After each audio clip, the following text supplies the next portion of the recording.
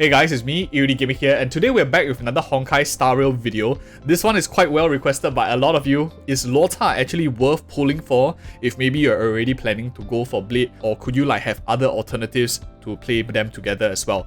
Now, I wanted to put this video out once we had official information on Blade, but now I think I'm quite confident to give my verdict as well on whether Luocha is a necessary component in Blade's kit. This is not a guide on whether Blade is good or not, is he meta or not. That will be for another video. This one is specifically if you are already interested in Blade and you are thinking and trying to plan your resources out and whether you need to get other characters for him to play him at his fullest as well. TLDR or TLDW, Luocha is extremely good for Blade. But of course, most of us kind of intuitively know that already. What you guys want to know is, are there alternatives and is there a second way out if you don't have any resources? But for those of us who don't know why Luocha is good for Blade, let me just very quickly share why is he very good. First things first, Blade, I'm going to use Ireland here as a proxy, is as 1.1 when I'm filming this video. Blade, a destruction character, generally draws a little bit more aggro compared to other characters on the team. This means if that, for example, he gets unable to act because he draws too much aggro, he gets these imaginary debuffs on him, quantum debuffs on him, freeze and stuff like that. At least Luocha is able to very quickly cleanse it off first and foremost. That is one. And other than that, when Blade uses his ultimate ability, he actually fixes his HP at 50%. What this means is the moment he receives a single attack or instance of damage after he procs his ulti, Luocha immediately heals him up very quickly as well. And for those of us who don't really understand Blade's kit in general, basically once he loses life a certain number of times, he gains stacks to his kit. Once he hits 5 stacks, he has this auto counter follow-up ability that basically is a life steal. It combos very nicely with Luocha's kit in general, because when you do that attacking ability, you also get healing based off Luocha's attack. So both Blade as well as Luocha really are like peanut butter and jelly. They work very well together, especially in how they synergize. My only gripe with their kit is Blade generally scales a little bit more with HP compared to other DPSs, whereas Luocha scales a little bit more with attack compared to other characters. This means that attack buffers are still relatively useful in the same team, because if you, for example, have Esta, you can buff the team's speed, you can buff the team's attack, but unfortunately you don't share that benefit across your DPS as well as healer as much. But I still think tons of value to play them both together, but that's only one nitty-gritty gripe that I have. So that aside, I think another main reason why Luocha is very strong with Blade is Blade wants to take damage so he can proc his passive stacks up. If you run him together with a shielder, for example Jett, or you run him with March 7, which draws aggro to him and he doesn't take the damage, for now what it seems is he's not able to be building the stacks as well.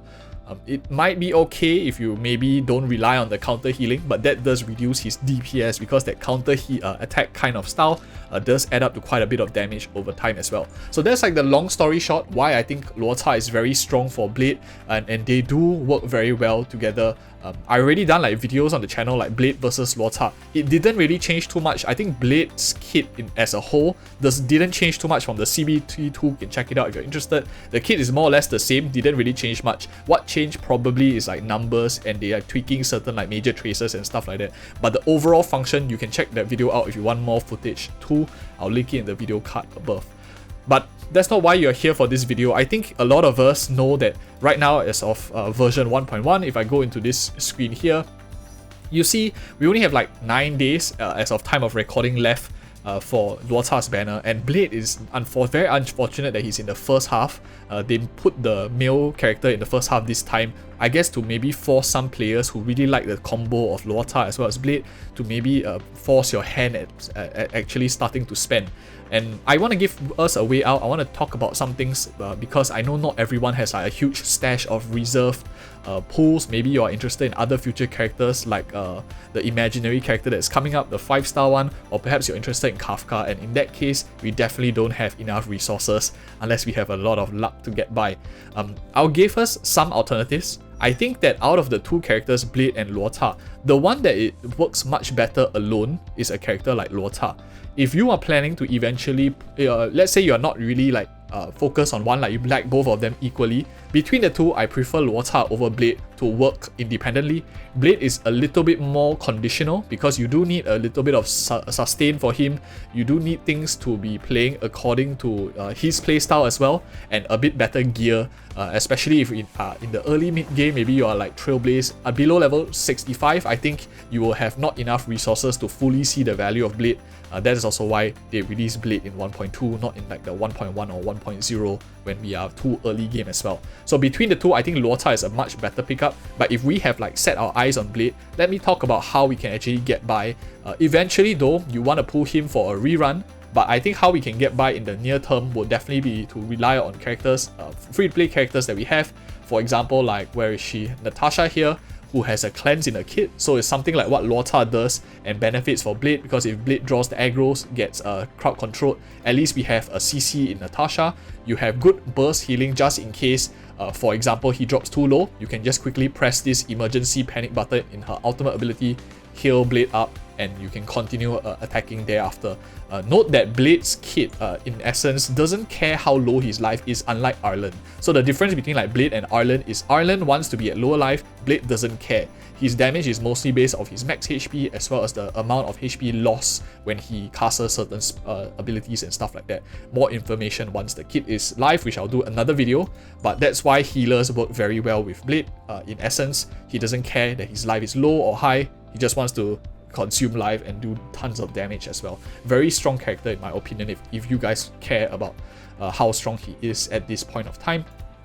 Other than that, I think the second option is to run March 7.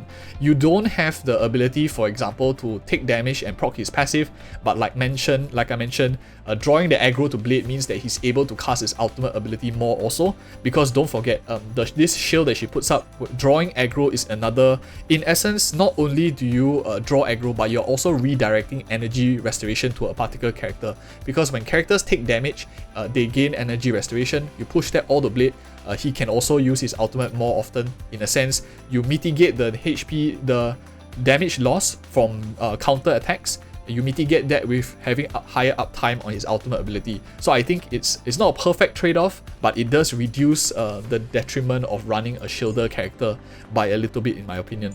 Especially if you have her, for example, with E6, you are able to heal up Blade a little bit as well. I think it's pretty strong, if you ask me. So that is like in the near term, they both have like debuff cleansing, how I would possibly run Blade without Luocha. Is it going to be very good? I think Natasha, if Luocha and Blade were like a 10 out of 10, if they were a 10 out of 10, I think Natasha will probably function like a 6.5 or 7 out of 10 for a Blade team already. Not too bad as well. It's definitely not very, very unusable. But of course, Luocha is going to be a lot better. But $300, $400, if you miss the 50-50 and have to pull both characters back to back, that is quite a little bit of money. I would take Natasha any day and perhaps look for a rerun character like Luocha in future as well. So bottom line, just to sum up this video, if you don't have the resources, I think you can maybe pull on Luocha's rerun. He's a very, very strong character, as I'll be talking about in like a tier list video I'll be putting out. Probably my favorite character right now in 1.1, best character in my opinion. But if you are already having your eyes set on Blade, just wait for a rerun. No need to break any bank, just chill out. There will definitely be other healers in future who are released. I think I'm interested in the new 4-star Quantum Healer Lynx who's coming out. I did a video on that already and how I think it's going to change a little bit of the game state. And we need to see her kit more in detail, because if she benefits destruction characters specifically, then we might not need Luocha as much, knowing that there might be a better alternative to Natasha in future. As long as Lynx is like a 7 or 8 out of 10, I think we can save bank on this character, but nonetheless, Luocha is still a tremendously strong unit, even if you don't play him with Blade. And those are my thoughts. Do click on these two other videos if you want more content as well. Thank you so much for watching. See you in the next video.